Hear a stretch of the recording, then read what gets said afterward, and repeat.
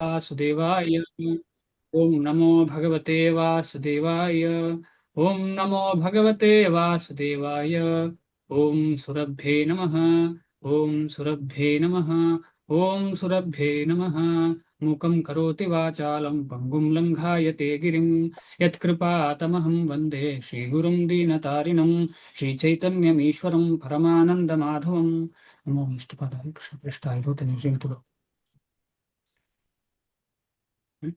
ಇವಾಗ ಕೃಪಾದಾರ್ಥ ವರ್ಣಾಶ್ರಮ ವಿಚಾರ. ಹರೇ ಕೃಷ್ಣ ಎಲ್ರಿಗೂ. ಇವತ್ತು 7ನೇ ಅಧ್ಯಾಯದ 1ನೇ ಶ್ಲೋಕದ ಮುಂದುವರಿದ ಭಾಗ. ನಿನ್ನೆ ನಿಲ್ಲಿಸಿದ್ದಲ್ಲಿಂದ ಮುಂದೆ ಹೋಗೋಣ. ಓದಲಿಕ್ಕೆ ಸ್ಟಾರ್ಟ್ ಮಾಡ್ತೀನಿ. ಶ್ರೀಮದ್ ಭಾಗವತದಲ್ಲಿ ದೇವೋತ್ತಮ ಪರಮ ಪುರುಷನು ಪರಮ ಸತ್ಯವೂ ಆದ ಶ್ರೀಕೃಷ್ಣನನ್ನು ಅರ್ಥ ಮಾಡಿಕೊಳ್ಳುವ ವಿಧಾನವನ್ನು ಪ್ರಥಮ ಸ್ಕಂದದ 2ನೇ ಅಧ್ಯಾಯದಲ್ಲಿ ಹೀಗೆ ವರ್ಣಿಸಿದೆ. ಶ್ರೀಮದ್ ಭಾಗವತದಲ್ಲಿ ದೇವೋತ್ತಮ ಪರಮ ಪುರುಷನು ಪರಮ ಸತ್ಯವೂ ಆದ ಶ್ರೀಕೃಷ್ಣನನ್ನು ಅರ್ಥ ಮಾಡಿಕೊಳ್ಳುವ ವಿಧಾನವನ್ನು ಪ್ರಥಮ ಸ್ಕಂದದ 2ನೇ ಅಧ್ಯಾಯದಲ್ಲಿ ಹೀಗೆ ವರ್ಣಿಸಿದೆ. ಇದಕ್ಕೇನ್ ಹೇಳ್ತಾರೆ? ಈ ವಿಧಾನ ಅಂತ ಹೇಳುದನ್ನ, ಈಗ ಮಾತಾಜಿ ಹೇಳಿದಾಗೆ ವಿಜ್ಞಾನ ಅಂದ್ರೆ ಏನು, ಅದೊಂದು ಸಂಬಂಧವನ್ನ ಅರಿತುಕೊಳ್ಳುವಂಥದ್ದು ವಿಜ್ಞಾನ ಅಂತ ಆಯ್ತು. ಸಂಬಂಧ ಏನು ಅಂತ ಗೊತ್ತಾಯ್ತು ನಮ್ಗೆ. ಅದಾದ್ಮೇಲೆ ಏನ್ ನಡಿಬೇಕು? ನಾನು ಭಗವಂತನ ದಾಸ ಅಂತ ತಿಳ್ಕೊಂಡ್ರೆ ಸಾಕ? ಇಲ್ಲ.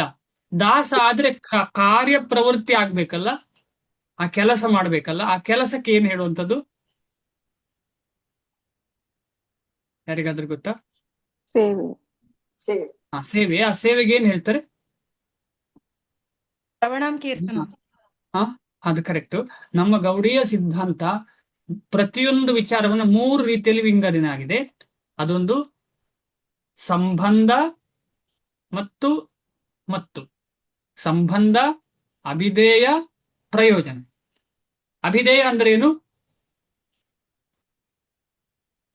ಹೇಗೆ ಸೇವೆ ಅಂತ ಹೇಳಿ ಪುಸ್ತಕದಲ್ಲಿ ಗುರುಗಳು ಹೇಳಿದ್ದಾರೆ. ಆ ಸೇವೆ ಮಾಡುವುದಕ್ಕೆ ಅಭಿಧೇಯ ಅಂತ ಹೇಳುದು. ಪ್ರೊಸೆಸ್, ಆ ಪ್ರೊಸೆಸ್ ಅನ್ನ ಈ ಚಾಪ್ಟರ್ ಅಲ್ಲಿ ಅದೇ ರೀತಿಯಲ್ಲಿ ಶ್ರೀಮದ್ ಭಾಗವತದಲ್ಲಿ ಹೇಳಿದೆ. ಹೇಗೆ ಕೃಷ್ಣನ ಕಡೆಗೆ ನಾವು ಸಂಬಂಧ ಬೆಳೆಸಿದ ನಂತರ ಅವನಿಗೆ ಹೇಗೆ ಸರೆಂಡರ್ ಆಗಿ ಕಾರ್ಯಪ್ರವೃತ್ತಿ ಆಗ್ಬೇಕು ಅಂತ ಹೇಳಿ. ಆಯ್ತಾ? ಇದಾದ್ಮೇಲೆ ಏನ್ ಸಿಗ್ತದೆ?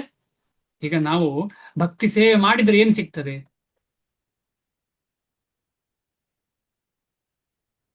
ಈಗ ಶಾಲೆಗೆ ಹೋಗಿ ಕಲ್ತ್ರೆ ಏನ್ ಸಿಗ್ತದೆ? ಏನ್ ಸಿಗ್ತದೆ? ಜ್ಞಾನ ಸಿಗುತ್ತೆ. ಜ್ಞಾನ ಸಿಗ್ತದೆ. ಜ್ಞಾನ ಸಿಕ್ಕಿ ಆ ಜ್ಞಾನವನ್ನು ಯಾವುದಕ್ಕೆ ಪ್ರಯೋಜನ, ಉಪಯೋಗ?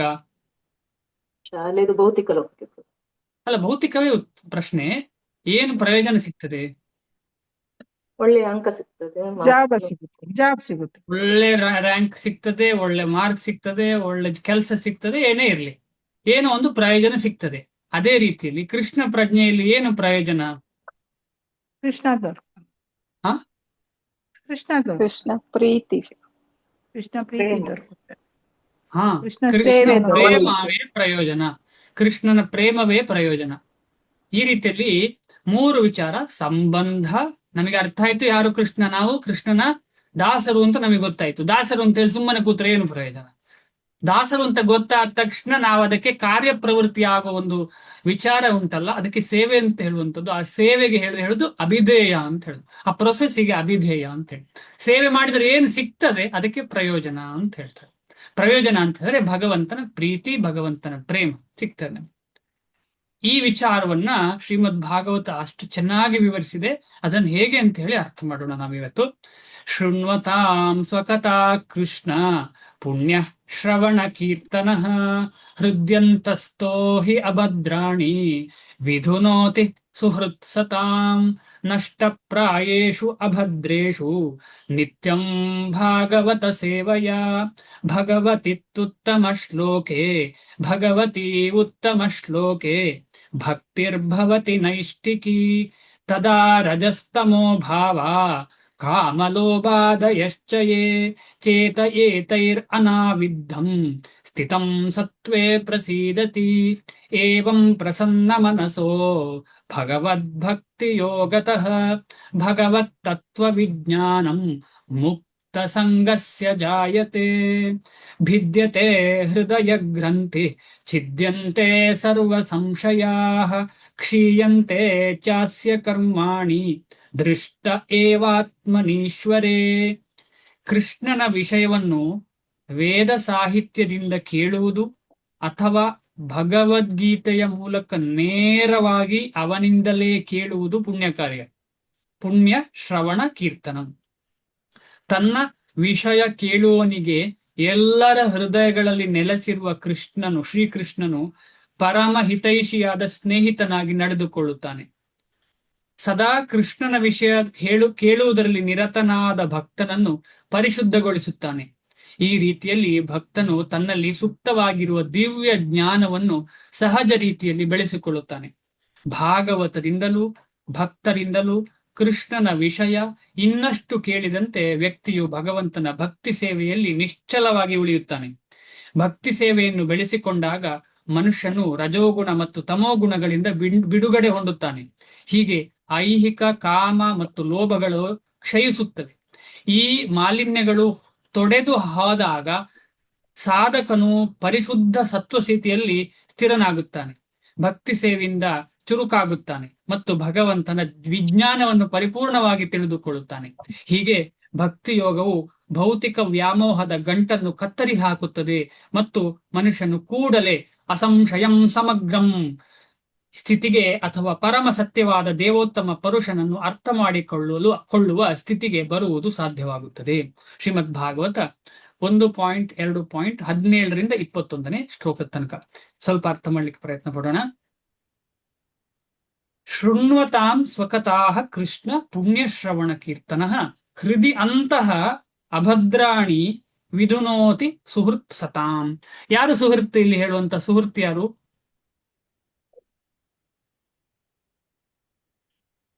ಇಲ್ಲಿ ಹೇಳಿರುವಂತಹ ಸುಹೃತ್ ಯಾರು?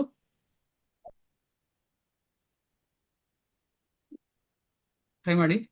ಇದು ಭಗವದ್ಗೀತೆ ಅಲ್ಲ, ಭಾಗವತದ ಶ್ಲೋಕ. ಸುಹೃತ್ ಅಂದ್ರೆ ಯಾರು ಇಲ್ಲಿ? ಸುಹೃತ್ ಅಂದ್ರೆ ಕೃಷ್ಣ. ಕೃಷ್ಣನ ಬಗ್ಗೆ ಯಾರು ಶೃಣ್ವತಾಂ, ಯಾರು ಕೇಳ್ತಾರೆ? ಯಾರಿಂದ ಕೇಳ್ತಾರೆ? ಭಕ್ತರ ಮುಖೇನ ಅಥವಾ ಭಗವಂತನ ಮುಖೇನ. ಕೆಲವರಿಗೆ ಭಾಗ್ಯ ಇದ್ರೆ ನೇರ ಭಗವಂತನೇ ಹೇಳ್ತಾನೆ, ಅದು ಭಾರಿ ಅಪರೂಪ. ನಮಗೆಲ್ಲ ಭಕ್ತರ ಮುಖಾಂತರವಾಗಿ ನಾವು ಭಗವಂತನ ಬಗ್ಗೆ ತಿಳ್ಕೊಳ್ಳಿಕ್ಕೆ ಕೇಳ್ತೇವೆ. ನಾವು ಅದನ್ನೆನ್ನೆ ಚರ್ಚೆ ಮಾಡಿದ್ದೇವೆ, ಕೇಳುವುದು ಎಷ್ಟು ಇಂಪಾರ್ಟೆಂಟ್ ಅಂತ ಹೇಳಿ. ಅದಕ್ಕೋಸ್ಕರ ಶ್ರವಣ ಅಂತ ಹೇಳುದು ಫಸ್ಟಿಗೆ ಬರುದು. ಶೃಣು ಅಂತ ಹೇಳಿ ಕಿವಿಯಲ್ಲಿ ಕೇಳುವಂಥದ್ದು ಫಸ್ಟಿಗೆ.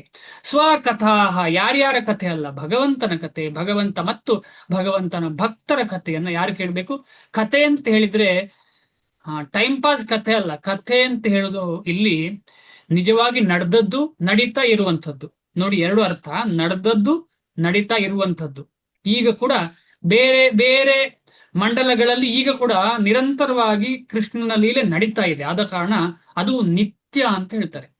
ಯಾವುದಕ್ಕೆ ನಿತ್ಯ ಅಂತ ಹೇಳಿದ್ರೆ ಭಗವಂತನ ಲೀಲೆಯೇ ನಿತ್ಯ. ನಿತ್ಯ ಅಂದ್ರೆ ಈಗಲೂ ನಡೀತಾ ಇದೆ. ನಮ್ಗೆ ಕಾಣ್ತಾ ಇಲ್ಲ ಅಂತ ಹೇಳಿದ್ರೆ ಇಲ್ಲ ಅಂತ ಹೇಳಿಕ್ ಸಾಧ್ಯ ಇಲ್ಲ ಅಲ್ಲ.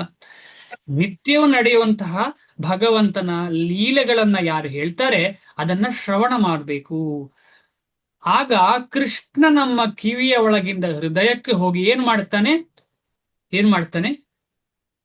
ಕೃಷ್ಣ ಭಗವಂತ ಶಬ್ದ ರೂಪದಲ್ಲಿ ನಮ್ಮ ಹೃದಯದ ಒಳಗೆ ಹೋಗಿ ಏನ್ ಮಾಡ್ತಾನೆ? ಹರೇ ಕೃಷ್ಣ ಅಂತ ಹೇಳುವಾಗ ಶಬ್ದ ರೂಪದಲ್ಲಿ ಬ್ರಹ್ಮ ಅಂದ್ರೆ ಕೃಷ್ಣ ಶಬ್ದ ಬ್ರಹ್ಮ ಹೃದಯದ ಒಳಗೆ ಹೋಗ್ತಾನೆ. ಏನ್ ಮಾಡ್ತಾನೆ? ನಿನ್ನೆ ಡಿಸ್ಕಷನ್ ಮಾಡಿದ್ದೇವೆ. ಹೃದಯದಲ್ಲಿ ಏನೆಲ್ಲ ಇದೆ? ಕಲ್ಮಶ ದೂರ ಮಾಡ್ತಾನೆ ಪ್ರಭುಜಿ. ಓಕೆ, ಕಲ್ಮಶ ದೂರ ಮಾಡ್ತಾನೆ. ಕರೆಕ್ಟ್ ಆಗಿ ಹೇಳಿದ್ರಿ. ಹೃದಯದಲ್ಲಿ ಯಾರೆಲ್ಲ ಇದ್ದಾರೆ? ಆತ್ಮ ಪರಮಾತ್ಮ, ಆತ್ಮ ಪರಮಾತ್ಮ, ಬುದ್ಧಿ, ಬುದ್ಧಿ, ಮನಸ್ಸು, ಅಹಂಕಾರ. ಪ್ರಾಣ ಬಿಡಿ. ಬುದ್ಧಿ, ಮನಸ್ಸು ಮತ್ತೆ ಮಿಥ್ಯ ಅಹಂಕಾರ. ಈ ಬುದ್ಧಿ, ಮನಸ್ಸು, ಮಿಥ್ಯ ಅಹಂಕಾರದಲ್ಲಿ ಇರುವಂತಹ ಏನನ್ನ ಶುದ್ಧ ಮಾಡ್ತಾರೆ? ಹೃದಯವನ್ನು ಶುದ್ಧ ಅಂದ್ರೆ ಆತ್ಮ ಶುದ್ಧವೇ, ಪರಮಾತ್ಮನು ಶುದ್ಧ. ಅವರನ್ನೇನು ಕ್ಲೀನ್ ಮಾಡ್ಲಿಕ್ಕಿದೆ ಅಲ್ವಾ? ಯಾರನ್ನು ಕ್ಲೀನ್ ಮಾಡ್ತಾ ಇರೋದು ಇಲ್ಲಿ? ನಮ್ಮನ್ನು ಮನಃ ಬುದ್ಧಿ ಅಹಂಕಾರ ಹೃದಯದಲ್ಲಿ ಇರುವಂತದ್ದು, ಅದನ್ನ ಶುದ್ಧ ಮಾಡುವಂಥದ್ದು. ಅದರಲ್ಲಿ ಸಂಪೂರ್ಣವಾಗಿ ಏನ್ ನೆಲೆಸಿದೆ? ಸಂಪೂರ್ಣವಾಗಿ ಕೊಳೆಯೇ ನೆಲೆಸಿದೆ ಅದರಲ್ಲಿ. ನೋಡಿ, ನಾವೆಲ್ಲ ಮ್ಯೂಟ್ ಮಾಡ್ಕೊಳ್ಳಿ. ಸಂಪೂರ್ಣವಾಗಿ ಕೊಳೆಯೇ ನೆಲೆಸಿದೆ ಅಲ್ಲಿ. ಆ ಕೊಳೆಯನ್ನ ಶುದ್ಧ ಮಾಡುದು ಹೇಗೆ? ಈ ರೀತಿಯಲ್ಲಿ ವಿಧುನೋತಿ. ವಿಧುನೋತಿ ಅಂದ್ರೆ ಏನು? ಧುನೋತಿ ಅಂತ ಹೇಳಿದ್ರೆ ಏನು? ಧುನೋತಿ ಅಂತ ಹೇಳಿದ್ರೆ ಕ್ಲೀನ್ ಮಾಡುದು. ವಿಧುನೋತಿ ಅಂದ್ರೆ ಏನು? ಧುನೋತಿ ಅಂತ ಹೇಳಿದ್ರೆ ಕ್ಲೀನ್ ಮಾಡುದು. ಅದಕ್ಕೆ ವಿ ಅಂತ ಹೇಳುವ ಪದವನ್ನ ಸೇರಿಸಿದ್ದಾರೆ. ಎಲ್ಲ ಅಭದ್ರಗಳನ್ನು, ಎಲ್ಲ ಕೊಳೆಗಳನ್ನ, ಹೃದಯದಲ್ಲಿ ಇರುವಂತಹ ಮನ ಬುದ್ಧಿ ಅಹಂಕಾರದಲ್ಲಿರುವ ಎಲ್ಲ ಕಾಮ ಕ್ರೋಧ ಲೋಭ ಮೋಹ ಮದ ಮಾತ್ಸರ್ಯ ಅಂತ ಹೇಳುವಂತಹ ಎಲ್ಲ ಕೊಳೆಗಳನ್ನ ಏನ್ ಮಾಡ್ತದೆ? ತೊಳೆಯುವುದಲ್ಲ, ತಿಕ್ಕಿ ತಿಕ್ಕಿ ತಿಕ್ಕಿ ತಿಕ್ಕಿ ತಿಕ್ಕಿ ಕೊಳೆ ಹೋಗುವ ತೊನಾಕ ತೊಳೆಯುವಂಥದ್ದು. ಈಗ ನಮ್ಮ ಮನೆಯಲ್ಲೇ ಕೆಲವರು ಇರ್ತಾರಲ್ಲ, ಅದು ಎಷ್ಟು ಕ್ಲೀನ್ ಆದ್ರೂ ಸಾಲದು, ಅಂತಹ ಸಂಪೂರ್ಣ ಕ್ಲೀನ್ ಆಗ್ಬೇಕು ಅಂತ ಹೇಳುವ ಉದ್ದೇಶ ಇಟ್ಟುಕೊಂಡು ಕೃಷ್ಣ ನಮ್ಮ ಹೃದಯವನ್ನ ಕ್ಲೀನ್ ಮಾಡ್ತಾರೆ. ಅಷ್ಟು ಶಕ್ತಿ ಯಾವುದಕ್ಕೆ ಇದೆ? ಭಗವಂತನ ನಾಮದ ಶ್ರವಣಕ್ಕೆ ಇದೆ. ಅಷ್ಟು ಅದ್ಭುತವಾದ. ಹಾಗೆ ಅಂತ ಹೇಳಿದ್ರೆ ಒಂದು ಚೆಂಬು ನೀರು ಹಾಕಿದ ತಕ್ಷಣ ಕ್ಲೀನ್ ಆಯ್ತಾ? ಇಲ್ಲ. ಅದಕ್ಕೋಸ್ಕರ ಕೃಷ್ಣ ನಿರಂತರವಾಗಿ ನಮ್ಮ ಕಿವಿಯಿಂದ ಒಳಗೆ ಹೋಗ್ತಾ ಹೋಗ್ತಾ ಹೋಗ್ತಾ ಅದು ಶುದ್ಧ ಆಗ್ತದೆ. ಅದಕ್ಕೆ ನಾವು ಚೈತನ್ಯ ಮಹಾಪ್ರಭುಗಳ ಶಿಕ್ಷಾಷ್ಟಕಂನಲ್ಲಿ ಮೊದಲನೇ ಶ್ಲೋಕದಲ್ಲೇ ತಿಳ್ಕೊಂಡಿದ್ದೇವೆ, ಚೇತೋ ದರ್ಪಣ ಮಾರ್ಜನಂ ಭವ ಮಹಾದಾವಾಗ್ನಿ ನಿರ್ವಾಪಣಂ ಅಂತ ಹೇಳಿ. ಅಂದ್ರೆ ಹೇಗೆ ನಮ್ಮ ಹೃದಯದ ಕನ್ನಡಿಯಲ್ಲಿ ಪದರು ಪದರಾಗಿರುವಂತಹ ಕೊಳೆ ಮೆತ್ತಿಕೊಂಡಿದೆಯೋ ಅದನ್ನು ಒಂದೇ ಸಲದಲ್ಲಿ ತೆಗಿಲಿಕ್ಕೆ ಆಗುದಿಲ್ಲ. ಆದರೆ ಮಾಡ್ತಾ ಮಾಡ್ತಾ ಮಾಡ್ತಾ ಮಾಡ್ತಾ ಮಾಡ್ತಾ ಸಂಪೂರ್ಣ ಶುದ್ಧ ಆಗ್ತದೆ. ಅದಕ್ಕೋಸ್ಕರ ನೆಕ್ಸ್ಟ್ ಶ್ಲೋಕದಲ್ಲಿ ನಿತ್ಯಂ ಅಂತ ಹೇಳೋ ಪದಕ್ಕೆ ಪಡ್ಡೆ. ನಿತ್ಯಂ ಅಂದ್ರೆ ದಿನಾ ಮಾಡಬೇಕು, ನಿತ್ಯವು ನಿರಂತರವಾಗಿ ಮಾಡಬೇಕು. ಅರ್ಧ ಗಂಟೆ ಮಾಡಿ ಬಿಡುದಲ್ಲ. ಅಂದ್ರೆ ಆ ಒಂದು ಭಾವದಲ್ಲಿ ನಿತ್ಯ ಇರಬೇಕು. 1 ಗಂಟೆ ಭಾಗವತಂ, 1 ಗಂಟೆ ಭಗವದ್ಗೀತೆ, 1 ಗಂಟೆ ಜಪ ಮಾಡುದು ಅಂತ ಇಟ್ಟುಕೊಳ್ಳೋಣ. ಆದ್ರೆ ಆ ಭಾವ ಇಡೀ ದಿನದಲ್ಲಿ ನಾವು ಬೆಳೆಸಿಕೊಳ್ಬೇಕು. ಆಗ ಏನಾಗ್ತದೆ? ವಿಧುನೋತಿ. ಯಾರು ವಿಧುನೋತಿ ಮಾಡ್ತಾರೆ? ಯಾರು ಶುದ್ಧ ಮಾಡ್ತಾರೆ? ಸುಹೃತ್. ಯಾರು ಸುಹೃತ್? ಕೃಷ್ಣ. ಕೃಷ್ಣನ ಬಗ್ಗೆ ಯಾರು ಹೇಳ್ತಾರೆ? ಅವರು ಕೂಡ ಸುಹೃತ್. ಕೃಷ್ಣ ಮತ್ತು ಕೃಷ್ಣನ ಬಗ್ಗೆ ಹೇಳುವವರೆಲ್ಲ ನಮಗೆ ನಿಜವಾದ ದೋಸ್ತ್, ಫ್ರೆಂಡ್, ಸ್ನೇಹಿತ. ಆಮೇಲೆ ಏನ್ ಮಾಡ್ತಾರೆ ಅವರು? ಹೇಗೆ ಮಾಡ್ತಾರೆ? ಏನೆಲ್ಲ ಇದೆ ನಮ್ಮ ಹೃದಯದಲ್ಲಿ? ಅಭದ್ರ ನಷ್ಟಪ್ರಾಯೇಶು ಅಭದ್ರೇಶು. ಏನು ಅಭದ್ರ ಇದೆ? ಜನ್ಮ ಜನ್ಮಾಂತರದಿಂದ ತಕೊಂಡು ಬಂದದ್ದೆಲ್ಲ ಇದೆ ನಮ್ಮ ಹತ್ರ ಬ್ಯಾಗಲ್ಲಿ. ನಮ್ಮ ಹೃದಯದ ಈ ಚೀಲದಲ್ಲಿ ಏನೆಲ್ಲ ಇದೆ ಅಂತ ನಮಗೆ ಗೊತ್ತಿಲ್ಲ. ಅದು ಒಂದೊಂದ್ಸಲ ಬರುವಾಗ ನಮಗೆ ಆಶ್ಚರ್ಯ ಆಗ್ತದೆ, ಇದಿತ್ತ ನನ್ನ ಚೀಲದಲ್ಲಿ ಅಂತೇಳಿ. ಈಗ ನಾವು ಕೆಲವೊಂದ್ಸಲ ಎಲ್ಲಿಯೋ ಟೂರಿಗೆ ಹೋಗುವಾಗ ಒಂದು ಚೀಲ ತಗೊಂಡು ಹೋಗಿರ್ತೇವೆ, ಅದರಲ್ಲಿ ಏನೋ 500 ರೂಪಾಯಿ ತೆಗ್ದೇ ಇಲ್ಲ ಅಂತ ಇಟ್ಟುಕೊಳ್ಳೋಣ. 500 ರೂಪಾಯಿ ತೆಗ್ದೇ ಇಲ್ಲ. ನೆಕ್ಸ್ಟ್ ಟ್ರಾವೆಲ್ ಮಾಡುವಾಗ ಅಲ್ಲಿ 500 ಸಿಗೋ, ಇದ್ರಲ್ಲಿ 500 ರೂಪಾಯಿ ಇದೆಯಲ್ಲ ಅಂತ ಆಶ್ಚರ್ಯ ಆಗುತ್ತೆ. ಅದೇ ರೀತಿಯಲ್ಲಿ ನಮಗೆ ನಮ್ಮ ಚೀಲದಲ್ಲಿ ಏನೆಲ್ಲ ಇದೆ ನಮ್ಗೆ ಗೊತ್ತಿಲ್ಲ. ಅಂಥದ್ದೆಲ್ಲ ಹೊರಗೆ ಬರ್ತದೆ ಯಾವಾಗ ಅಂತ ಹೇಳಲಿಕ್ಕೆ ಸಾಧ್ಯ ಇಲ್ಲ. ಯಾವಾಗ ಬರ್ತದೆ ಹೊರಗೆ? ಯಾವಾಗ ಅದಕ್ಕೆ ಸಂದರ್ಭ ಸಿಗ್ತದೆ. ಅಂದ್ರೆ ಆ ಶ್ಲೋಕದಲ್ಲಿ ಓದಿದ್ದೇವಲ್ಲ, ಆ ಕಣ್ಣುಗಳು ಕಿವಿಗಳು ಇದೆಲ್ಲ ಆ ಭೌತಿಕ ವಸ್ತುಗಳ ಗೊಟ್ಟೆ ಸಂಪರ್ಕ ಹೊಂದುವಾಗ ಬರ್ತದೆ. ಕಾಮ ಕ್ರೋಧ ಲೋಭ ಮೋಹ ಮದ ಮಾತ್ಸರ್ಯ ಎಲ್ಲ ಹೊರಗೆ ಬರ್ತದೆ.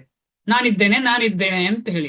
ಅಂಥದ್ದಕ್ಕೆ ನಷ್ಟಪ್ರಾಯ ಅಂತ ಹೇಳುವಂಥದ್ದು. ಅದು ನಮಗೆ ಜೀವನಕ್ಕೆ ಒಳ್ಳೇದು ಮಾಡುವುದಲ್ಲ, ಅದು ನಮಗೆ ನಷ್ಟ ಮಾಡುವುದು. ಏನು ನಷ್ಟ? ನಮಗೆ ಭಗವತ್ ಪ್ರೇಮ ಸಿಗದೆ ನಮಗೆ ಪುನಃ ಪುನಃ ಇಲ್ಲಿಗೆ ಬರುವಂತಹ ಕೆಲಸ ಕೊಡುವಂತಹ ಕಾಮಕ್ರೋಧ ಲೋಭ ಮೋಹ ಮದ ಮಾತ್ಸರ್ಯ ಅಂತ ಹೇಳುವಂತ ಅರಿಷಡ್ವರ್ಗಗಳು, ಅದು ಅಭದ್ರಗಳು. ಅದು ಹೇಗೆ ಹೋಗ್ತದೆ? ಹೇಗೆ ಕ್ಲೀನ್ ಮಾಡ್ತದೆ? ನಿತ್ಯವಾಗಿ ಭಗವಂತನ ಪುಣ್ಯ ಶ್ರವಣ ಕೀರ್ತನ ಮಾಡಬೇಕು. ಶ್ರೀಮದ್ ಭಗವದ್ಗೀತೆ ಭಾಗವತ ಮುಂತಾದವುಗಳನ್ನ ಚೆನ್ನಾಗಿ ನಿತ್ಯವೂ ಶ್ಲೋಕ ಮಾತ್ರ ಓದುದಲ್ಲ, ಆಚಾರ್ಯರು ಬರೆದಂತ ಪ್ರತಿಯೊಂದು ವಾಕ್ಯವನ್ನ ಸೂಕ್ಷ್ಮವಾಗಿ ಗಮನಿಸಿ ಅದನ್ನು ಹೃದಯಕ್ಕೆ ತೆಕ್ಕೊಳ್ಳುವಂತಹ ಕಾರ್ಯದಲ್ಲಿ ಪ್ರವೃತ್ತಿ ಆಗ್ಬೇಕು ನಮ್ದು. ಆಗ ಬದಲಾವಣೆ ಆಗುದು. ಸುಮ್ಮನೆ ಮೇಲಿಂದ ಓದುದಲ್ಲ. ಆಲಸ್ಯ ಇರಬಾರದು. ಇದರಲ್ಲಿ ನಿರಾಲಸ್ಯ ಆಗ್ಬೇಕು. ಆಲಸ್ಯ ಇದ್ರೆ ಏನಾಗ್ತದೆ ಅಂತ ಹೇಳಿದ್ರೆ, ಇವತ್ತು ಬೇಡ ಅಂತ ಹೇಳಿದ್ರೆ ಅಷ್ಟು ಇವತ್ತು ಬೇಡ ಅಂತ ಹೊತ್ತು ನಾವು ಏನು ಮಾಡ್ತಿರ್ತೇವೆ? ನಾವು ಈಗ 1 ಗಂಟೆ ಭಗವದ್ಗೀತೆ ಓದುದು ಬೇಡ ಅಂತ ಹೇಳೋ ಸಮಯದಲ್ಲಿ ಏನ್ ಮಾಡ್ತಾ ಇರ್ತೇವೆ? ಆಯ್ತು, ಅಂದ್ರೆ ಭಕ್ತಿ ಮಾಡದ ಸಮಯದಲ್ಲಿ ಏನ್ ಮಾಡ್ತೇವೆ? ಭಕ್ತಿ ಇಲ್ಲ ಅಂತ ಹೇಳಿದ್ರೆ ಮಾಡುದೇ ಬೇರೇನೋ, ಆ ಬೇರೆ ಏನೋ ಕೃಷ್ಣನಿಗೆ ಸಂಬಂಧಪಟ್ಟದ್ದು ಆಗಿರುವುದಿಲ್ಲ. ಆದ ಕಾರಣ ನಿತ್ಯಂ ಅಂತ ಹೇಳೋ ಪದ ತುಂಬಾ ಇಂಪಾರ್ಟೆಂಟ್. ನಿತ್ಯ ಅಂತ ಹೇಳಿದ್ರೆ ಬ್ರೇಕ್ ಇಲ್ಲದಕ್ಕೆ ನಿತ್ಯ ಅಂತ ಹೇಳುವಂಥದ್ದು. ಬ್ರೇಕೇ ಇಲ್ಲ, ಸತತವಾಗಿ ನಡೆಯುವಂಥದ್ದು. ಯಾವುದು ಸತತವಾಗಿ ನಡೆಯುವಂಥದ್ದು? ಉತ್ತಮ ಶ್ಲೋಕ. ಯಾರು ಉತ್ತಮ ಶ್ಲೋಕ ಅಂತ ಹೇಳುದು? ಭಗವಂತನನ್ನ ಉತ್ತಮ ಶ್ಲೋಕ ಅಂತ ಹೇಳುದು. ಆ ಭಗವಂತನನ್ನ ಉತ್ತಮ ಶ್ಲೋಕನನ್ನ ಎಲ್ಲಿ ವಿವರಿಸಿದೆಯೋ ಆ ವಿವರಿಸಿದ ಶಾಸ್ತ್ರ ಕೂಡ ಉತ್ತಮ ಶ್ಲೋಕವೇ, ಭಾಗವತ ಆಗಿರ್ಲಿ ಭಗವದ್ಗೀತೆ ಆಗಿರ್ಲಿ. ಆಗ ಏನಾಗ್ತದೆ? ನಿಷ್ಠೆ ಇರುವ ಭಕ್ತಿ ನಮಗೆ ಆಗ್ತದೆ. ಇಲ್ಲಾಂದ್ರೆ ಸಂಶಯ. 2 ದಿವಸ ಮಾಡಿ 3ನೇ ದಿವಸ ಮಾಡ್ಲಿಲ್ಲ ಅಂದ್ರೆ 4ನೇ ದಿವಸ ಬೇಕಾ ಬೇಡವಾ, ಅವರೇನೋ ಹೇಳಿದ್ರು ಇವರೇನೋ ಹೇಳಿದ್ರು, ನನಗೆ ಇವತ್ತು ಬೇಡ, ಪರವಾಗಿಲ್ಲ, ಅವ್ರ ಜೊತೆ ಹಾಗೆ ಹೋಗೋಣ, ಇವ್ರ ಜೊತೆ ಹೀಗೆ ಹೋಗೋಣ ಅಂತ ಹೇಳಿ ನಾವೇ ಬದಲಾವಣೆ ಆಗ್ತೇವೆ. ಆದ ಕಾರಣ ನಿಷ್ಠೆ ದೊರಕುವ ತನಕ ಸಂಪೂರ್ಣ ನಿತ್ಯವಾಗಿ ಮಾಡಬೇಕು. ನಿಷ್ಠೆ ದೊರಕಿದ ಮಂತ್ರ ನಿತ್ಯ ಮಾಡುವುದು ನ್ಯಾಚುರಲ್ ಆಗಿ ಬಿಡ್ತದೆ. ಆಗ ನಿತ್ಯ ಮಾಡುವುದು ನ್ಯಾಚುರಲ್ ಆಗಿ ಬಿಡ್ತದೆ. ನಿತ್ಯ ಮಾಡದೆ ಇರ್ಲಿಕ್ಕೆ ಸಾಧ್ಯವೇ ಇಲ್ಲ. ನಮಗೆ ಗೊತ್ತಲ್ಲ. ಈಗ ಬೆಳಿಗ್ಗೆ ಅಕಸ್ಮಾತ್ ಯಾವಾಗ್ಲೂ ಬೇಗ ಎದ್ದವರಿಗೆ ಒಂದು ದಿನ ಬೇಗ ಏಳಿಲ್ಲ ಅಂದ್ರೆ ಮನಸ್ಸಲ್ಲಿ ಒಂಥರ ಬೇಜಾರಾಗತ್ತೆ. ಅಯ್ಯೋ, ಇವತ್ತು ಹೇಳಕ್ಕಾಗಿಲ್ಲಲ್ಲ. ಅದೇ ರೀತಿ ಅಕಸ್ಮಾತ್ ನಿಷ್ಠೆ ಸಿಕ್ಕಿ, ಹಾಗೆ ಆಗ್ಲಿಕ್ಕೆ ಸಾಧ್ಯ ಇಲ್ಲ. ನಿಷ್ಠೆ ಸಿಕ್ಕಿದವನಿಗೆ ಅಕಸ್ಮಾತ್ ಆದ್ರೂ ಅವನು ತುಂಬಾ ಬೇಜಾರು ಪಡ್ಕೊಳ್ತಾನೆ. ಆದ ಕಾರಣ ಭಕ್ತಿ ನಿಷ್ಠೆ ಆಗ್ಬೇಕು.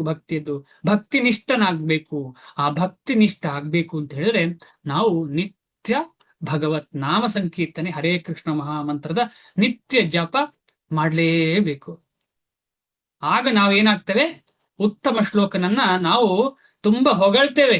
ಆ ಹೊಗಳುವಾಗ ಏನಾಗ್ತದೆ? ಕೃಷ್ಣ ನಮ್ಮ ಹೃದಯದಲ್ಲಿ ನಿಂತು ಶುದ್ಧ ಮಾಡ್ಲಿಕ್ಕೆ ಶುರು ಮಾಡಿ, ಹಾಗೇನಾಗ್ತದೆ? ಎಲ್ಲ ರಜೋಗುಣ, ತಮೋಗುಣ, ಎಲ್ಲ ಕಾಮ ಎಲ್ಲ ಕೂಡ ಏನಾಗ್ತದೆ? ಅನಾವಿದ್ದಂ ಅಂದ್ರೇನು? ಸಂಪೂರ್ಣ ನಾಶ ಆಗ್ತದೆ.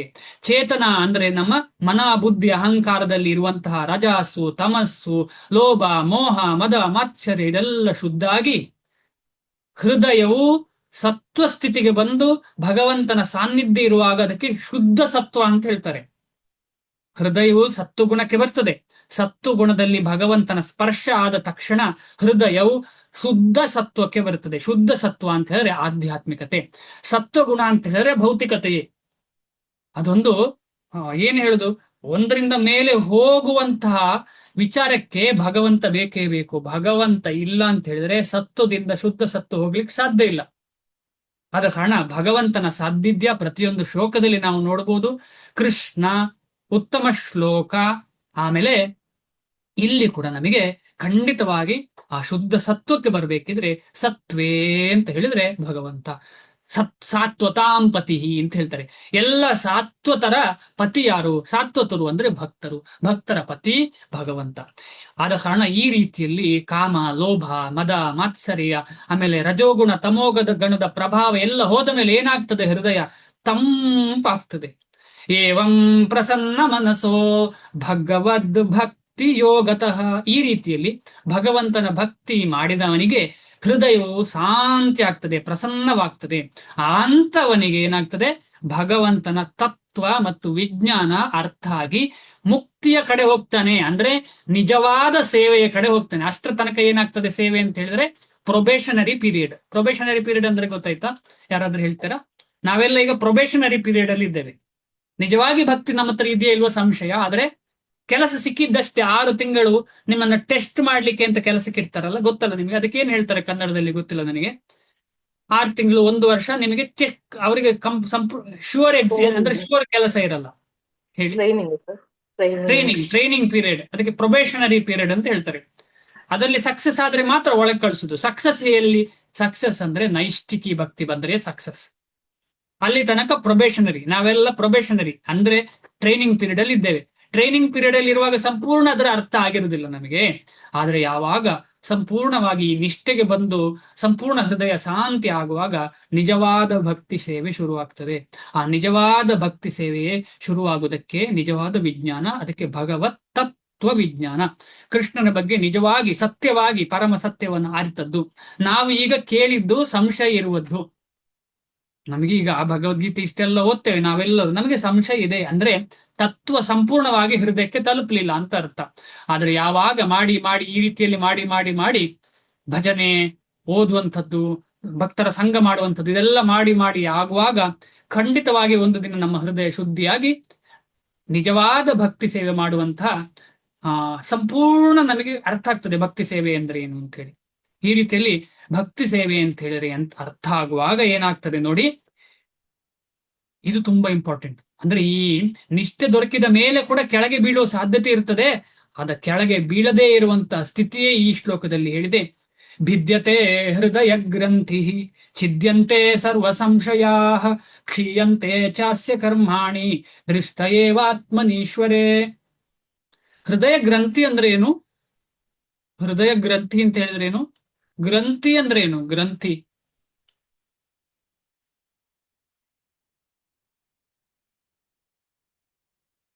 ಗ್ರಂಥಿ ಅಂದ್ರೆ ಏನು? ಗ್ರಂಥಿ ಅಂದ್ರೆ ಏನಾದ್ರೂ ಉತ್ಪತ್ತಿ ಮಾಡೋದು ಪ್ರಭು. ಆಗ ಸೆಕ್ರೀಟ್ಸ್ ಸಮಥಿಂಗ್. ಹರೇ ಕೃಷ್ಣ. ಗ್ರಂಥಿ ಅಂದ್ರೆ ರಸ ಉತ್ಪತ್ತಿ ಮಾಡುವ ಗಂಟು ಒಂದು ಗಂಟು ಅಂಗ. ಗಂಟು ತರ. ರಸ ಉತ್ಪತ್ತಿ ಮಾಡುವಂಥದ್ದು. ಆಮೇಲೆ ಅವರು ಹೇಳಿದ್ರು, ಮಾತಾಜಿ ದಮಯಂತಿ ಮಾತಾಜಿ ಹೇಳಿದ್ರು ಗಂಟು ಅಂತ ಹೇಳಿದರು. ರಸ ಏನೇ ಇರ್ಲಿ ಉತ್ಪತ್ತಿ ಹೇಳಿ. ಅದೇ ಪ್ರಭು, ನಮ್ ಹೃದಯದಲ್ಲಿ ಗಂಟಾಕ್ದಾಗೆ ರಸ ಉತ್ಪತ್ತಿ ಮಾಡುತ್ತೆ, ಆದ್ರೆ ಗಂಟಾಗುತ್ತೆ ಅಂತ.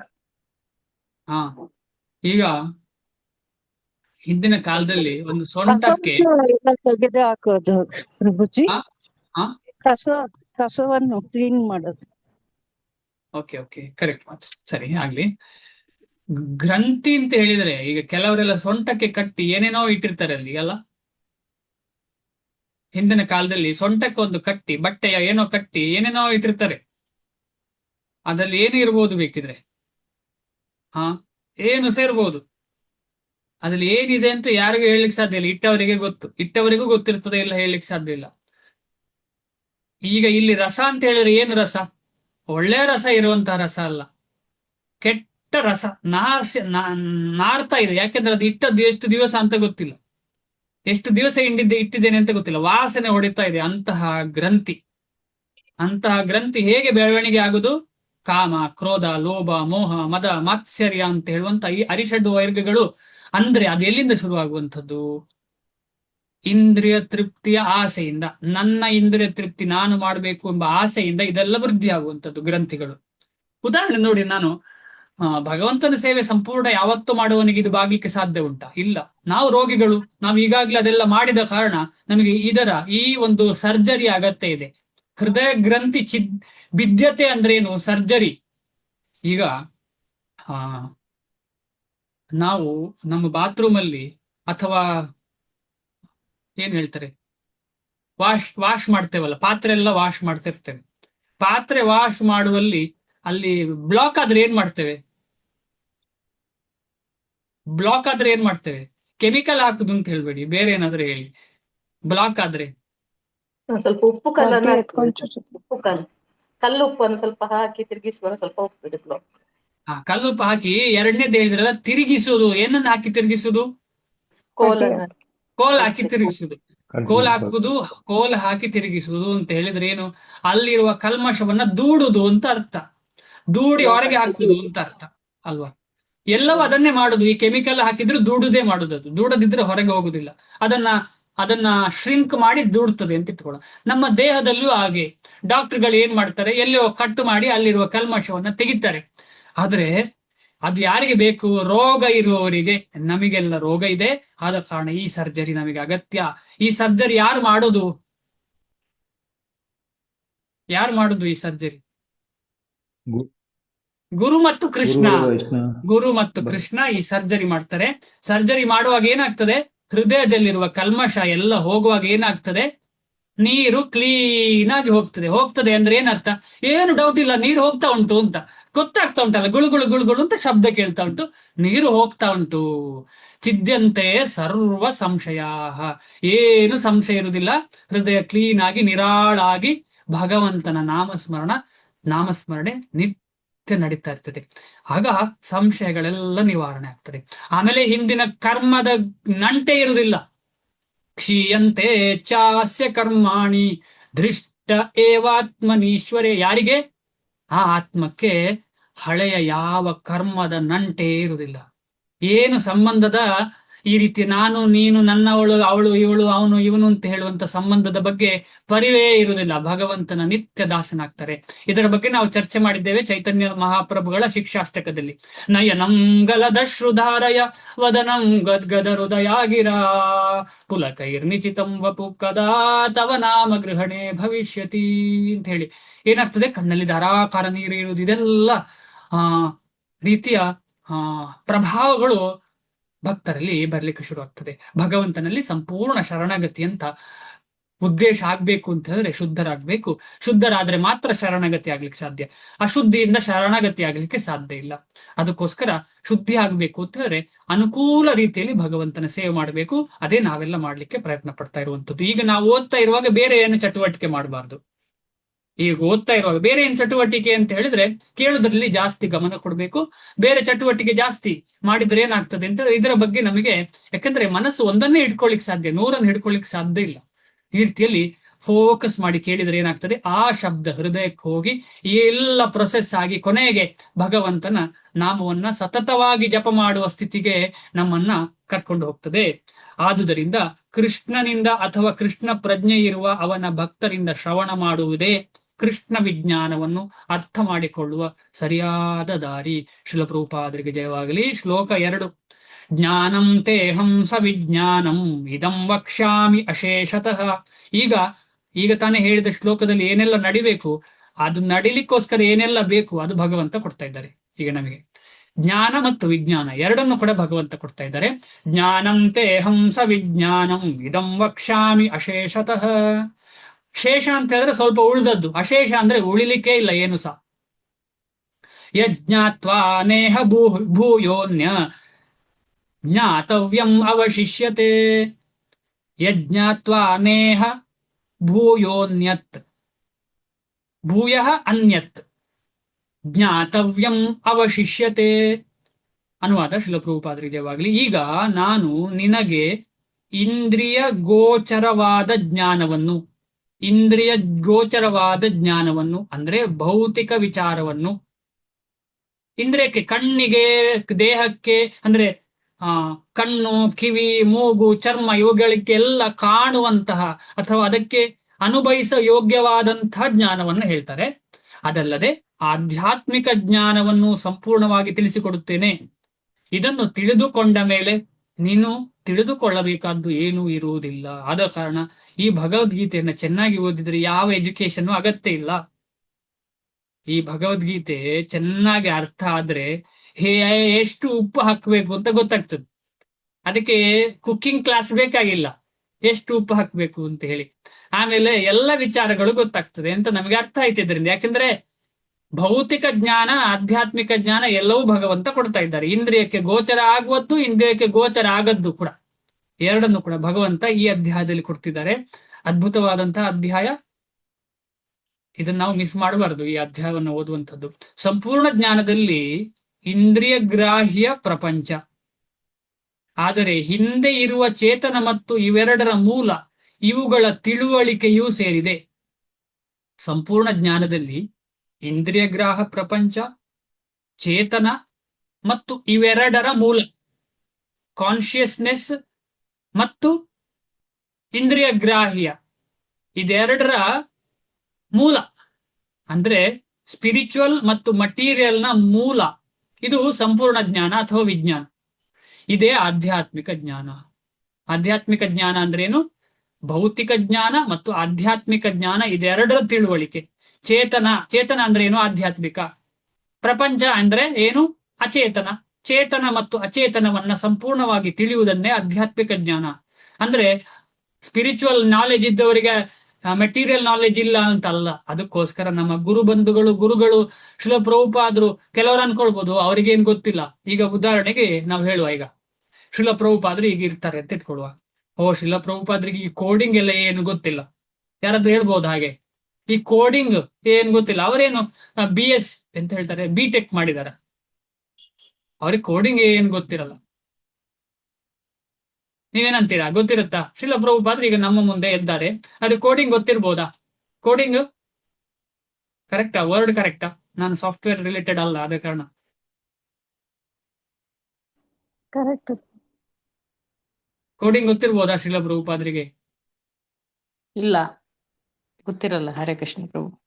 ಸಂಪೂರ್ಣ ಕೋಡಿಂಗ್ ನಾಲೆಜ್ ಅವರ ಹತ್ರ ಇದೆ. ಹೌದಾ? ಸಂಪೂರ್ಣ ಕೋಡಿಂಗ್ ನಾಲೆಜ್. ಕೋಡಿಂಗ್ ನ ಅಪ್ಪ ಯಾರು? ಕೋಡಿಂಗ್ ನ ಇಲ್ಲ. ಅಪ್ಪ ಯಾರು? ಪರಮಾತ್ಮ ಕೃಷ್ಣ ಕೃಷ್ಣ. ಭಗವಂತ. ಕೃಷ್ಣನ ಸಂಪೂರ್ಣ ಜ್ಞಾನ ಇದ್ದವರಿಗೆ ಕೋಡಿಂಗ್ ಏನು ಮಹಾ? ಬೇಕಾಗಿಲ್ಲ. ಎಲ್ಲವೂ ಗೊತ್ತು. ಹಾ? ಬೇಕಾಗಿಲ್ಲ, ಎಲ್ಲಾನು ಗೊತ್ತು ಅವರಿಗೆ ಅವ್ರಿಗೆ. ಬೇಕಾಗಿಲ್ಲಲ್ಲ, ಮೊದಲೇ ಗೊತ್ತು. ಬೇಕಾದ್ರೆ ಹೇಳ್ತಾರೆ ಅವರು. ಹೌದು, ಅವರೆಲ್ಲ ಬೇಕಾದ್ರೆ ಹೊಂದಿದ್ದಾರೆ. ಫುಲ್ ಕೋಡಿಂಗ್ ಎಲ್ಲ ಹೇಳಿಕೊಡ್ತಾರೆ, ಅವರಲ್ಲೇ ನಿಮಗೆ ಇದೆ. ನನಗೆ ಎಲ್ರಿಗೂ ಹೇಳ್ಕೊಡ್ತಾರೆ. ಅಂತಹ ಎಲ್ಲ ಅದ್ಭುತವಾದ ವಿಚಾರ ಹೌದು. ಇದು ಭಗವದ್ಗೀತೆಯ ಜ್ಞಾನ ಅಂತ ಹೇಳುದು. ಅದಕ್ಕೋಸ್ಕರ ಈಗ ಕೋಡಿಂಗ್ ಮಾಡುವವರು ಕೂಡ ಸಂಸ್ಕೃತವನ್ನು ಕಲಿತು ಅದರ ಹಿಂದೆ ಸಂಸ್ಕೃತ ಇದೆ ಅಂತ ಹೇಳೋ ಉದ್ದೇಶ ಎಲ್ಲರೂ ತಿಳ್ಕೊಂಡಿದ್ದಾರೆ. ಹೌದಾ ಅಲ್ವಾ? ಕೋಡಿಂಗಿನ ಹಿಂದೆ ಸತ್ಯವಾದ ಮಾತು ಪ್ರಭುಜಿ. ಕೋಡಿಂಗಿನ ಹಿಂದೆ ಯಾವ್ದಿರುದು? ಒಂದು ಭಗವಂತ. ಸೊನ್ನೆ. ಒಂದು ಸೊನ್ನೆ. ಹೌದು. ಕರೆಕ್ಟ್? ಯಾರಾದ್ರೂ ಸಾಫ್ಟ್ವೇರ್ ರಿಲೇಟೆಡ್ ಇದ್ದಾರಾ ಇಲ್ಲಿ? ಇಲ್ಲ, ಕಂಪ್ಯೂಟರ್ Binary. ಲ್ಯಾಂಗ್ವೇಜ್ ಅಂದ್ರೆ ಏನು? ಒಂದು ಸೊನ್ನೆ. ಮೊದಲೇ Binary. ಬಂದಿರುವಂತದ್ದು Binary language. ಇರೋದು.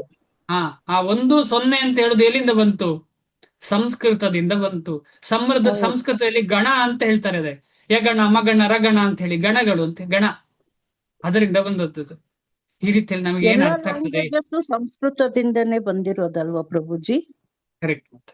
ದೇವ ಭಾಷೆ ಅದು, ಖಂಡಿತ ಕರೆಕ್ಟ್ ಹೌದು. ಹೇಳಿದೆ. ಈ ರೀತಿಯಲ್ಲಿ ನಾವು ಅರ್ಥ ಮಾಡಬಹುದು. ತುಂಬಾ ಇಂಪಾರ್ಟೆಂಟ್ ಇದು. ನಾವು ಯಾವತ್ತು ನಮ್ಮ ಗುರುವರ್ಗದವರಿಗೆ ಏನು ಗೊತ್ತಿಲ್ಲ ಅಂತ ಹೇಳ್ಬಾರ್ದು. ಅವರಿಗೆ ಸಜೆಷನ್ ಕೊಡ್ಲಿಕ್ಕೆ ನಾವು ಯಾರು? ಅವರು ಕೃಷ್ಣನನ್ನು ನೋಡಿದವರು. ನಾವು ಏನನ್ನು ನೋಡದೆ ಒಂದು ಕಂಪ್ಯೂಟರ್ ಗೊತ್ತು ಅಥವಾ ಒಂದು ಮರ ಬೆಳೆಸ್ಲಿಕ್ಕೆ ಗೊತ್ತು ಅಂತ ತಿಳ್ಕೊಂಡ ಕೂಡಲೇ ನಾವು ದೊಡ್ಡವರಾಗೋದಿಲ್ಲ, ಖಂಡಿತ ಆಗುದಿಲ್ಲ. ನಮ್ಗೆ ಮೇಲ್ನೋಟಕ್ಕೆ ಅವರಿಗೆ ಗೊತ್ತಿಲ್ಲ ಅಂತ ಕಂಡ್ರೆ ಅದು ನಮ್ಮ ಮೂರ್ಖತನ. ಮೇಲ್ನೋಟಕ್ಕೆ ಅವ್ರಿಗೆ ಏನ್ ಗೊತ್ತಿಲ್ಲ ಅಂತ ಹೇಳ್ಬೋದು. ಇಮ್ಯಾಜಿನ್ ಮಾಡಿ, ನಮ್ಮ ಗುರುಗಳು ನನಗೆ ಕೇಳ್ತಾರೆ, ಅದು ಟಿಕೆಟ್ ಮಾಡೋದು ಹೇಗೆ, ಕಂಪ್ಯೂಟರ್ ಅಲ್ಲಿ ಮಾಡಿಕೊಡಿ ಅಂತ ಹೇಳಿದ ತಕ್ಷಣ ಇವರಿಗೆ ಟಿಕೆಟ್ ಮಾಡ್ಲಿಕ್ಕೆ ಗೊತ್ತಿಲ್ಲ ಅಂತ ನಾವು ಅನ್ಕೊಳ್ಬಹುದು. ಇದೇನ್ ಟಿಕೆಟ್ ಮಾಡೋದೇನ್ ದೊಡ್ಡ ಮಹಾ ಕೆಲಸವಾ? 3-4 ದಿವಸ ಟ್ರೈನಿಂಗ್ ಸಿಕ್ಕಿದ್ರೆ ಯಾರು ಕೂಡ ಮಾಡಬಹುದು ಅದನ್ನು. ಆದ್ರೆ ಕೃಷ್ಣನನ್ನು ತಿಳಿಯುವುದೇನು ಸುಲಭವಾ? ಸ್ವಲ್ಪ ಯೋಚನೆ ಮಾಡೋಣ. ಕೃಷ್ಣನನ್ನು ಕಷ್ಟ. ತಿಳ್ಕೊಳ್ಳುವುದೇನು ಸುಲಭವಾ? ಅದರ ಮುಂದೆ ಭಾರಿ ಇದೇನು ಕಷ್ಟ. ನಗಣ್ಯ. ಈ ಜ್ಞಾನ ನಾವೆಲ್ಲ ಪಡ್ಕೊಂಡದ್ದು, ಅದು ಮಾಡೋದು, ಇದು ಮಾಡೋದು, ಅಡಿಗೆ ಮಾಡೋದು ಹೇಗೆ, ಇದೆಲ್ಲ ಕೃಷ್ಣನ ಸೇವೆಗೆ ಉಪಯೋಗ ಮಾಡಬಹುದು. ಆ ರೀತಿಯಲ್ಲಿ ಹೇಳ್ತಾ ಇಲ್ಲ ನಾನು. ಆದ್ರೆ ಈ ಜ್ಞಾನ, ಭೌತಿಕವಾದ ಜ್ಞಾನ ನಮಗೆಲ್ಲ ಗೊತ್ತಿದೆ ಅಂತ ತಿಳ್ಕೊಂಡವರಿಗೆ ಆಧ್ಯಾತ್ಮಿಕ ಜ್ಞಾನದ ಒಂದು ತುಣುಕು ಸಹ ಗೊತ್ತಿಲ್ಲದಿರುವಾಗ ನಾವು ಆಧ್ಯಾತ್ಮಿಕ ಜ್ಞಾನ ಸಂಪೂರ್ಣ ಪಡೆದವರನ್ನ ಹೇಗೆ ಅರ್ಥ ಮಾಡ್ಲಿಕ್ಕೆ ಸಾಧ್ಯವೇ ಇಲ್ಲ. ವೈಷ್ಣವರ ಬಗ್ಗೆ ನಮ್ಗೆ ತಿಳ್ಕೊಳ್ಳಿಕ್ಕೆ, ಅವರನ್ನ ಅರ್ಥ ಮಾಡ್ಕೊಳ್ಳಿಕ್ಕೆ. ಆದುದರಿಂದ ಭಗವಂತನ ಮುಂದೆ ಹೋಗ್ತಾ ಇರುವಂತದ್ದು ನಾನು, ಇದೇ ಆಧ್ಯಾತ್ಮಿಕ ಜ್ಞಾನ. ಅರ್ಜುನನು ಕೃಷ್ಣನ ಅಂತರಂಗ ಭಕ್ತ ಮತ್ತು ಸ್ನೇಹಿತ. ಆದುದರಿಂದ ಭಗವಂತನು ಮೇಲಿನ ಜ್ಞಾನ ವಿಧಾನವನ್ನು ವಿವರಿಸಲು ಬಯಸುತ್ತಾನೆ. 4ನೇ ಅಧ್ಯಾಯದ ಪ್ರಾರಂಭದಲ್ಲಿ ಭಗವಂತನು ಈ ವಿವರಣೆಯನ್ನು ಕೊಟ್ಟಿದ್ದಾನೆ. ಅದು ಯಾರಿಗೆ ಕೊಟ್ಟದ್ದು? 4ನೇ ಅಧ್ಯಾಯದ ಪ್ರಾರಂಭದಲ್ಲಿ ಭಗವಂತನು ಈ ವಿವರಣೆಯನ್ನು ಯಾರಿಗೆ ಕೊಟ್ಟದ್ದು? ಮೊದಲಿಗೆ ಯಾರಿಗೆ ಕೊಟ್ಟದ್ದು? ಬೇಗನೆ. ಸೂರ್ಯನಿಗೆ ಪ್ರಭುಜಿ. ಹರಿಬೋಧ್. ಧನ್ಯವಾದ. ಸೂರ್ಯನಿಗೆ ಇಮಂ ವಿವಸ್ವತೆ ಯೋಗಂ ಪ್ರೋಕ್ತವಾನಹಮವ್ಯಯಂ ಅಂತ ಕೇಳಿದ್ದೀರಲ್ಲ. ಈ ರೀತಿಯಲ್ಲಿ ಅದು ತುಂಡಾದ ಕಾರಣ ಅದನ್ನ ನಮಗೆಲ್ಲ ಸಿಗುವ ಹಾಗೆ ಭಗವಂತ ಅರ್ಜುನನಿಗೆ ಕೊಟ್ರು. ಪ್ರಿಯ ಭಕ್ತನಾದ ಅರ್ಜುನನಿಗೆ ಅದನ್ನು ಇಲ್ಲಿ ಮತ್ತೆ ದೃಢಪಡಿಸಿದೆ. ಭಗವಂತನಿಂದ ನೇರವಾಗಿ ಬಂದ ಗುರು ಶಿಷ್ಯ ಪರಂಪರೆಯಲ್ಲಿರುವ ಭಗವದ್ ಭಕ್ತವನು ಮಾತ್ರ ಸಂಪೂರ್ಣ ಜ್ಞಾನವನ್ನು ಪಡೆದುಕೊಳ್ಳಬಲ್ಲ. ಆದ ಕಾರಣ ನಾವೆಲ್ಲ ಒಂದಲ್ಲ ಒಂದು ದಿನ ಖಂಡಿತವಾಗಿ ಈ ನೇರ ಪರಂಪರೆಗೆ ಈಗಾಗಲೇ ಸೇರಿದ್ದೇವೆ. ಆದರೆ ಅಧಿಕೃತವಾಗಿ ಸೇರಿದರೆ ಇನ್ನೂ ಉತ್ತಮ. ಅಧಿಕೃತವಾಗಿ ಒಂದು ಗುರುವಿನ ದಾಸನಾಗಿ ಅವರಿಂದ ಶಿಕ್ಷೆ ಪಡ್ಕೊಂಡು, ಅವರಿಂದ ದೀಕ್ಷೆ ಪಡ್ಕೊಂಡು, ಆಮೇಲೆ ಸಂಪೂರ್ಣವಾಗಿ ನನಗೆ ಬೇರೆ ಏನು ಇಲ್ಲ ನನ್ನ ಜೀವನದಲ್ಲಿ, ಇದು ಒಂದೇ ಜೀವನ ಅಂತ ಹೇಳಿ, ಈ ಜೀವನದಲ್ಲೇ ನನಗೆ ಕೃಷ್ಣನ ಪ್ರಾಪ್ತಿ ಆಗ್ಬೇಕು ಅಂತ ಹೇಳಿ ಏಕ ತತ್ವದಲ್ಲಿ ಒಂದೇ ಧ್ಯಾನದಲ್ಲಿ ಭಗವಂತನ ಸ್ಮರಣೆ, ಬೇರೆಲ್ಲ ನಡೀತಾ ಇದೆ, ಗಂಡ ಮಕ್ಕಳು ಹೆಂಡತಿ ಎಲ್ಲರೂ ಇದೆ. ಆದರೆ ನನ್ನ ಹೃದಯದಲ್ಲಿ ಗುರು ಕೊಟ್ಟಂತಹ ಮಾರ್ಗವನ್ನ ಹೃದಯದಲ್ಲಿ ತಗೊಂಡು ಮಾಡುವಂತವನು ನಿಜವಾಗಿ ಭಗವಂತನಿಗೆ ತುಂಬಾ ಪ್ರೀತಿ. ಅದನ್ನೇ ಹೇಳಿದ್ದು 6ನೇ ಅಧ್ಯಾಯದಲ್ಲಿ ಕೊನೆಗೆ, ಭಗವಂತ ನನ್ನನ್ನು ಯಾರು ನಿತ್ಯವೂ ಚಿಂತನೆ ಮಾಡ್ತಾರೆ, ನಿತ್ಯವೂ ನನ್ನನ್ನ ಒಂದು ಪರಂಪರೆಯಲ್ಲಿ ಸೇರಿಕೊಂಡು ನನ್ನ ಧ್ಯಾನ ಮಾಡುತ್ತಾರೆ, ಅಂತವರು ನನಗೆ ತುಂಬಾ ಇಷ್ಟ ಅಂತ ಭಗವಂತ ಹೇಳುವಾಗ ನಮಗೆ ಬೇಡವಾದು ನಾವೆಲ್ಲ ಅದಕ್ಕೆ ಪ್ರಯತ್ನ ಪಡೋಣ. ಆದುದರಿಂದ ಎಲ್ಲ ಕಾರಣಗಳ ಕಾರಣವಾದ ಮತ್ತು ಎಲ್ಲ ಯೋಗಾಭ್ಯಾಸ ರೀತಿಗಳಲ್ಲಿಯೂ ಧ್ಯಾನದ ಗುರಿಯಾದ ಎಲ್ಲ ಜ್ಞಾನದ ಮೂಲವನ್ನು ಅರ್ಥ ಮಾಡಿಕೊಳ್ಳುವಷ್ಟು ಬುದ್ಧಿಯು ಮನುಷ್ಯನಿಗೆ ಇರಬೇಕು. ಈ ಬುದ್ಧಿ ನಮಗಿರಬೇಕು. ಆದ ಕಾರಣ ಬುದ್ಧಿ, ನಿಜವಾದ ಬುದ್ಧಿ ಅಂದ್ರೆ ಭಕ್ತಿ. ಆದ ಕಾರಣ ಆ ಭಕ್ತಿ ನಮಗೆ ಬರಬೇಕು ಅಂತ ಹೇಳಿದ್ರೆ ಈ ಬುದ್ಧಿ ಇರಬೇಕು. ಏನು? ಭಗವಂತನೇ ಎಲ್ಲ ಕಾರಣಗಳ ಕಾರಣ, ಸರ್ವ ಕಾರಣ ಕಾರಣಂ ಅಂತ ಗೋವಿಂದಂ ಆದಿಪುರುಷಂ ಅಂತ ಹೇಳಿ ಯಾವ್ದ್ರಲ್ಲಿ ಹೇಳಿದೆ? ಬ್ರಹ್ಮ ಸಂಹಿತೆಯಲ್ಲಿ ಹೇಳಿದೆ. ಎಲ್ಲ ಕಾರಣಗಳ ಕಾರಣವು ತಿಳಿದಾಗ ತಿಳಿದುಕೊಳ್ಳಬಹುದಾದದ್ದೆಲ್ಲ ತಿಳಿಯುತ್ತದೆ ಮತ್ತು ಯಾವುದೇ ತಿಳಿಯದೆ ಉಳಿಯುವುದಿಲ್ಲ. ವೇದಗಳು ಮುಂಡಕ ಉಪನಿಷತ್ತು 1.3 ಕಸ್ಮಿನ್ ಭಗವೋ ವಿಜ್ಞಾತೆ, ಯಾರು ಭಗವಂತನನ್ನ ತಿಳಿತಾರೆ, ಸರ್ವಂ ಇದಂ ವಿಜ್ಞಾತಂ ಭವತಿ, ಎಲ್ಲವೂ ಅವನಿಗೆ ವ್ಯಕ್ತವಾಗ್ತದೆ, ತಿಳಿಯುತ್ತದೆ. ಯಾವಾಗ ಅವ್ಯಕ್ತನಾದ ಭಗವಂತನ ಬಗ್ಗೆ ಯಾರಿಗೆ ಅರ್ಥ ಆಗ್ತದೆ, ಆಗ ಎಲ್ಲ ವ್ಯಕ್ತ ಅವ್ಯಕ್ತಗಳು, ಭಗವಂತನ ಎಲ್ಲ ಶಕ್ತಿಗಳು ಸರ್ವವು ಆ ವ್ಯಕ್ತಿಗೆ ಅರ್ಥ ಆಗ್ತದೆ ಎಂದು ಹೇಳುತ್ತವೆ. ಇವತ್ತು ಇಲ್ಲಿಗೆ ನಿಲ್ಸೋಣ. ನೆಕ್ಸ್ಟ್ ಶ್ಲೋಕ ನಾಳೆ ಚರ್ಚೆ ಮಾಡೋಣ. ಆದ ಕಾರಣ ಈ ಭಕ್ತಿ ಯೋಗ ಅಂತ ಹೇಳಿದ್ರೆ ಸಂಪೂರ್ಣ ಜ್ಞಾನ. ಇದಕ್ಕೆ ಮುಖ್ಯ ಪ್ರಾಮುಖ್ಯತೆ ಕೊಟ್ಟು ನಾವು ನಿತ್ಯವೂ ಅಭ್ಯಾಸ ಮಾಡಬೇಕು. ಅವರವರ ಸಮಯ ಸಂದರ್ಭಕ್ಕೆ ಅನುಗುಣವಾಗಿ ಎಷ್ಟು ಮ್ಯಾಕ್ಸಿಮಮ್ ಟೈಮ್ ಕೊಡ್ಲಿಕ್ಕೆ ಸಾಧ್ಯ ಅದನ್ನು ಇದಕ್ಕೆ ಕೊಡಬೇಕು. ಅವರವರ ಸಮಯಕ್ಕೆ ಅನುಗುಣವಾಗಿ ಎಷ್ಟು ಮ್ಯಾಕ್ಸಿಮಮ್ ಸಮಯ ಕೊಡ್ಲಿಕ್ಕೆ ಆಗ್ತದೆ ಅಷ್ಟು ಕೊಟ್ಟು ಈ ಜೀವನವನ್ನ ಸಾರ್ಥಕ ಮಾಡಬೇಕು ನಾವು. ಆದ ಕಾರಣ ಭಕ್ತಿಯಲ್ಲಿ ಅಯ್ಯೋ ಟೈಮ್ ಇಲ್ಲ ಅಂತ ಹೇಳಲಿಕ್ಕೆ ಅವಕಾಶ ಇಲ್ಲ. ಅಂತ ಟೈಮ್ ಇಲ್ಲದವರು ಯಾರು ಇಲ್ಲ. ಆದ ಕಾರಣ ನಾವು ವ್ಯರ್ಥ ಮಾಡುವ ಸಮಯವನ್ನಾದರೂ, ಬೇರೆ ಸಮಯವನ್ನು ಕೊಡಬೇಕು, ವ್ಯರ್ಥ ಮಾಡುವ ಸಮಯವನ್ನಾದರೂ ಭಗವಂತನ ಸೇವೆಗೆ ನಿಯೋಜಿಸಿದ್ರೆ ಖಂಡಿತವಾಗಿ ಭಗವಂತ ನಮಗೆ ಒಳ್ಳೆಯ ರೀತಿಯ ಅವಕಾಶ ಮತ್ತೆ ಬರುವ ಹಾಗೆ ಮಾಡ್ತಾನೆ. ಅದರಲ್ಲಿ ಏನು ಸಂಶಯ ಇಲ್ಲ. ಜಾಸ್ತಿ ಅವಕಾಶ ಸಿಗ್ತದೆ. ಇಷ್ಟು ಹೇಳಿ ಇವತ್ತಿನ ಕ್ಲಾಸನ್ನು ನಿಲ್ಸೋಣ. ಬೇರೆ ಏನಾದ್ರು ಪ್ರಶ್ನೆ ಇದ್ರೆ ಅಥವಾ ನಾನೇನಾದ್ರೂ ತಪ್ಪು ಮಾಡಿದ್ರೆ ದಯವಿಟ್ಟು ಕ್ಷಮಿಸಿ, ಆಮೇಲೆ ತಿದ್ದಿ ಅಂತ ಹೇಳಿ ಕೇಳ್ಕೊಡ್ತೀನಿ. ಹರೇ ಕೃಷ್ಣ.